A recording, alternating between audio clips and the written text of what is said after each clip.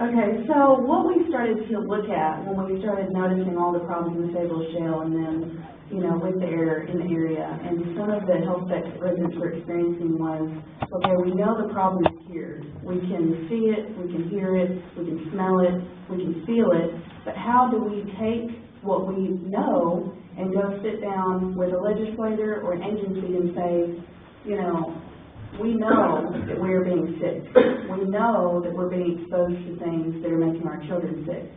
So you have to have that leverage to be able to get anything done.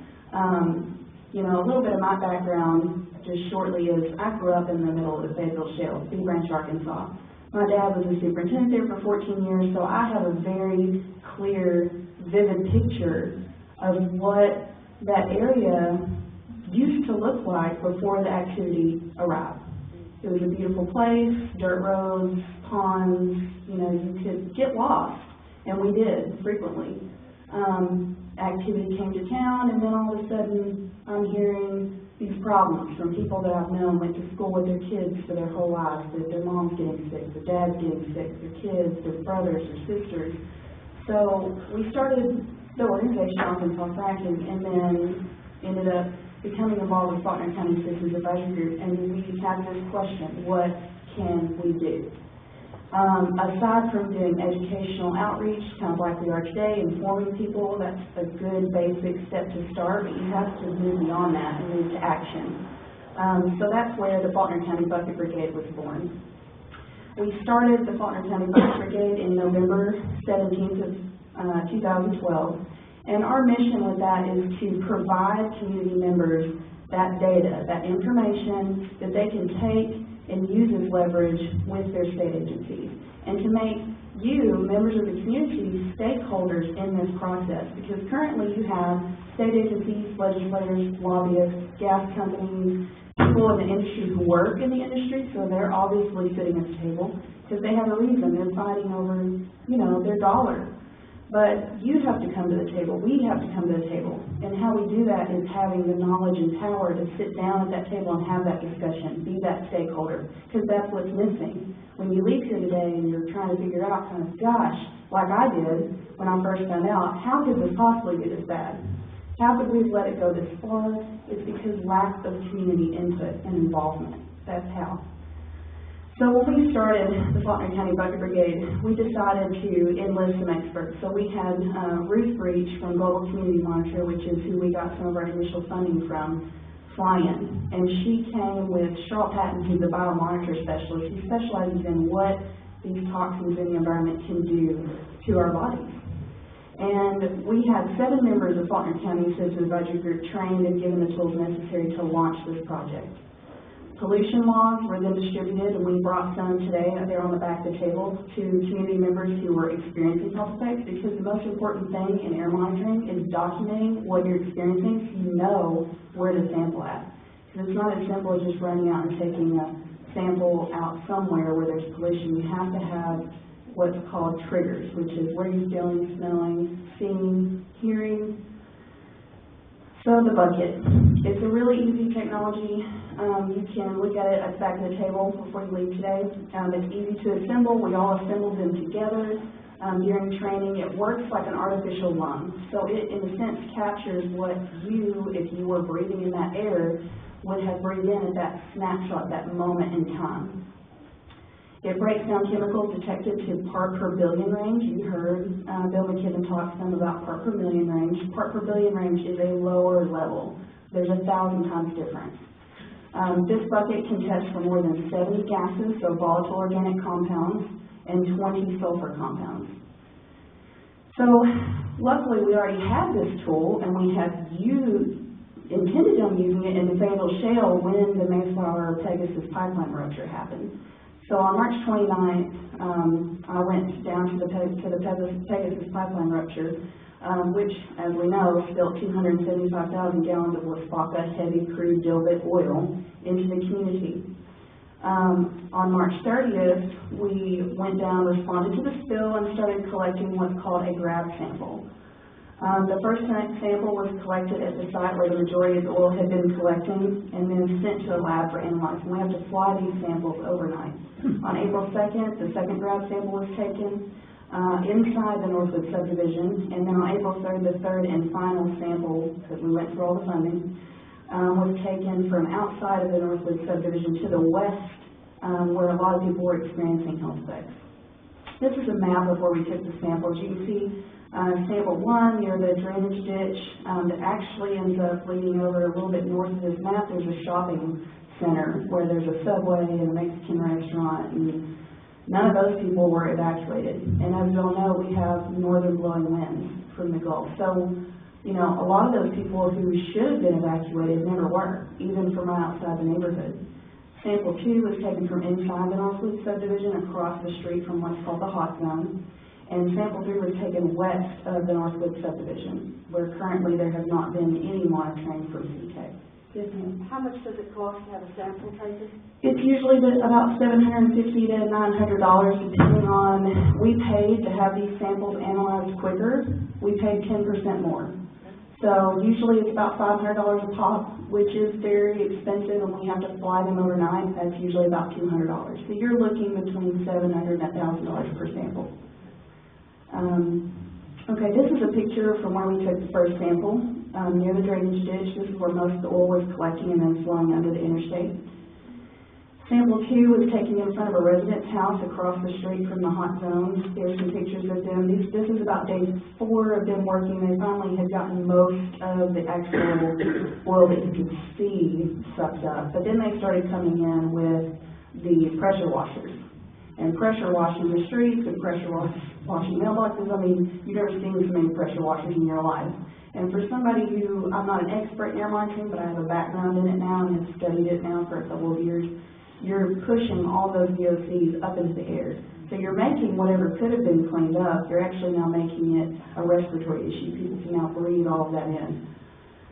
This is the third sample, which actually this marker is new, brand new. They just put it up after the spill, after everyone in the neighborhood figured out, oh, there's a pipeline there.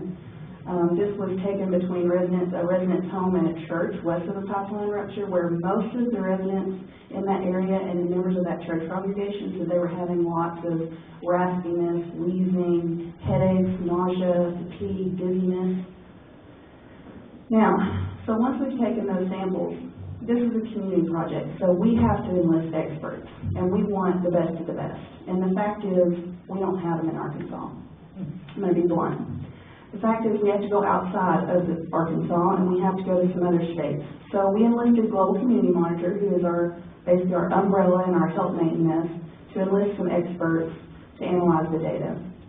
The first air sample we took had a mixture of up to 30 chemicals. Some of them were like butanes, some of them were gases, but the rest of them were those volatile organic compounds. Each of those chemicals has its own property. Each of those chemicals has its own health effect.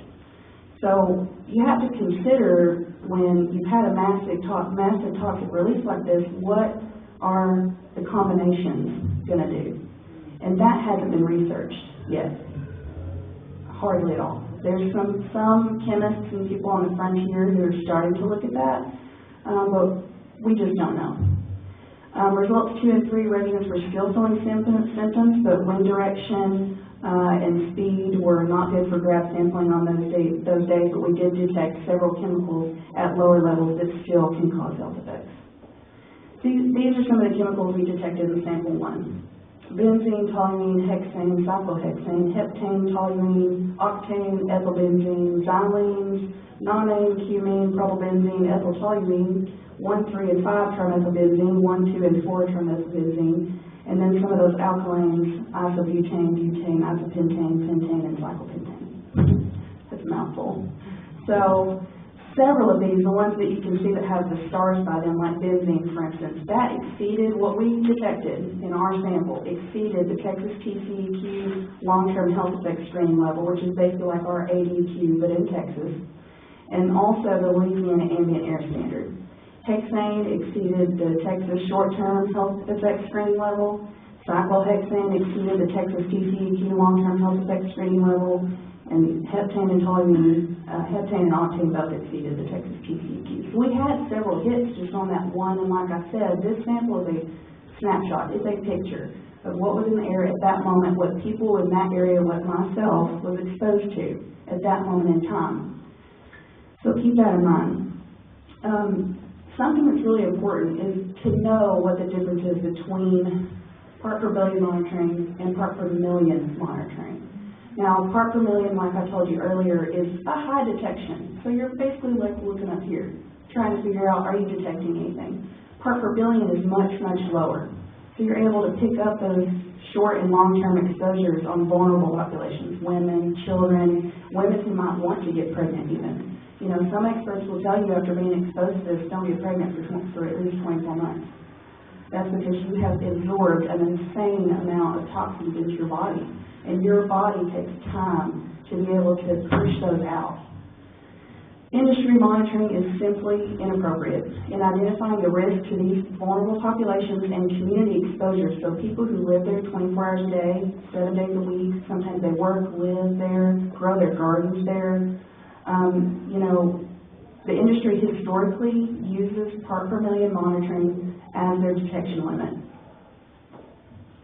Probably, you know, you're not going to find what you don't look for. And, you know, that's just my blunt way of putting it. They're not looking for these chemicals, so they're not going to find them at these lower levels. They're looking in that part per million range, which is associated with occupational standards. So healthy men who work 8 hours, 7 days a week. Yes. April, be sure to mention how they then score this with all of the zeros. Yes, yes, we're going to talk about non-detect. So non-detect or zeros, people think those are the same thing. So you'll see, like on the raw data that Emily mentioned earlier, you know, the pages and pages of raw data, we got that back with our air sample too. And you're going to see ND. And even Emily and I, when we first started looking and getting into, you know, looking at air monitoring reports from ADQ from Sable Shell, we're like, oh, it's non-detect, that means it's not there. Well, we learned as we moved through this process that non-detect just means they aren't picking that chemical up with the device that they are using. So the handheld monitors and the area arrays that Emily showed these pictures of, those are devices that are made for 1 part per million monitoring, and they can be calibrated to detect lower than that, but traditionally the industry does not do that. Also, when you calibrate devices like that, you have room for error. You don't have room for error unless you just mess up the sample with canister sampling, because you know the bag's filled, you've got the air, you know it's in there, you send it to the lab, they break it down. Something that's important to mention in my conversations with some chemists from across the country is that, you know, 5 part per billion detections, which is that low detection I mentioned, over a 14-day period can result in long-term health effects according to long-term exposure limits.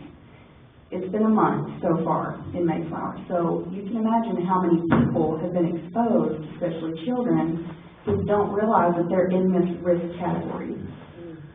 So CTEC monitoring, Emily talked a little bit about this, and I'm going to talk a little bit more. They monitor at occupational standards, which is what I mentioned, and that's a level above what many groups, even EPA, many national standards recommend to address community exposure. Samples focus on Northwood subdivision, so they're not sampling outside of North Division. They're not randomly going out and like picking places according to what people are saying that they're having health effects. They're zoning in on that Northwood subdivision and a couple of little spots around the Cove area. And they don't include those symptoms. And that's really important. When you're sampling, you want to talk to people. What are you feeling? People in the neighborhoods, are you getting sick? Because that kind of gives you an arrow of where it's your golden brick road. Where do you go to look to sample? Their monitors just look at total volatile organic compounds, so that list earlier where I broke down every single one we detected, they don't do that. They just say, we've detected VOCs at so much in the air, so 50 parts per million or 50 parts per million, whatever it is, it's total. It doesn't break it down. So it's hard for you to address what people are being exposed to in their health effects if you don't break that down for them. They also monitor in hydrogen sulfide, and they did do some benzene monitoring, but again, they monitored in part per million. And it's well documented that benzene can cause short and long-term health effects at very, very low concentrations. This is some of the Exxon monitoring. And I basically just put this up here. Some of it's hard to understand, and I realize a lot of this we're talking about is part per million, it's kind of hard to understand. But what I want you to understand from this slide is that Exxon evacuated their workers multiple times when air monitoring work was indicating levels were too high for operations. They didn't evacuate the community. And those people are living there, like I said, 24 hours a day. Many of them are sick. I can relate, because I've had some health issues over the last month from being down there and from being exposed so much. And even you can wear a respirator. That's going to help a lot, but you're still going to absorb it through your skin, get chemical burns, have the gastrointestinal problems. You don't just have to breathe it in to have effects from it. So the fact that they, evacuated their workers and didn't evacuate their community should speak volumes to every single person who lives in this state. Yes. I kind of navigate away from using that word, but yes. I mean, if you were to, show up in a community as an individual and dump a toxic load and then not inform the community of what they're being exposed to, you would go to jail. I would go to jail. So yes. They made a choice. I've had several people ask me, why do you think that they didn't, the health department didn't let people know, didn't make them wear respirators? And the only answer really is, if you live there in that community and you're seeing 600 Exxon workers, some contractors walking around with gas masks, somebody wouldn't have to tell you to leave. You'd be getting your kid and your car and you'd be leaving, because that would be all you needed to know. So, if you had money, but also, there's always places to go for most people. A family member, at least getting out of that initial area is important. So all of this, what does this mean? We enlisted Dr. Neil Carmen from the Lone Star Sierra Club, who was a former Texas commissioner on the environmental quality inspector. He says each of the 30 hydrocarbons measured in the mayfly release is a toxic chemical on its own and may pose a threat to human health depending on various exposure and individual factors. So those vulnerable populations, if you're elderly, if you have trouble with kidney function, if you're just an unhealthy person to begin with, if you've had pre-existing conditions. Some of the health effects that we found when we started looking at the chemicals we detected are scary. Benzene, it's a cancer, possible reproductive and or developmental effects. The short term is breathing very high levels can result in death. Some of the air monitoring even done by Exxon showed spikes that were in that level of you would have dropped dead if you would have been walking in that area at that time. It's possible. Ethylbenzene, which is cancer and reproductive effects, exposure to high levels of ethylbenzene in air for even short periods can cause eye and throat irritation, which is pretty much what the majority of people have experienced at the very least, are those eye, throat, nose, upper respiratory problems. Exposure can also cause dizziness. I experienced that. On the day that I took the third sample, I was just extremely nauseated and dizzy. Hexane, damage to the nervous system, numbness in the extremities, muscle weakness, blurred vision. Most of the people who have been exposed to hexane are at work, so breathing large amounts cause numbness in the feet and hands from workers. If removed from the exposures, workers usually recovered in 6 months to a year. Toluene, breathing very high levels of toluene during pregnancy can result in children with birth defects. There was actually a girl working at the subway just north of the spill that I have yet to be able to actually find, because someone actually just told me about her, that she was 14 weeks pregnant and worked at the subway right alongside where this ditch ran where it goes under the interstate. So she was within 50 feet of this for days and days and days and days, and now she's not there. So I can't find her. So it's a matter of getting information. This is where the health department has just completely lost their minds, to put it plainly, because they are not doing their job. And I was shy about saying that for the first couple weeks, but now I'm not, because they really have.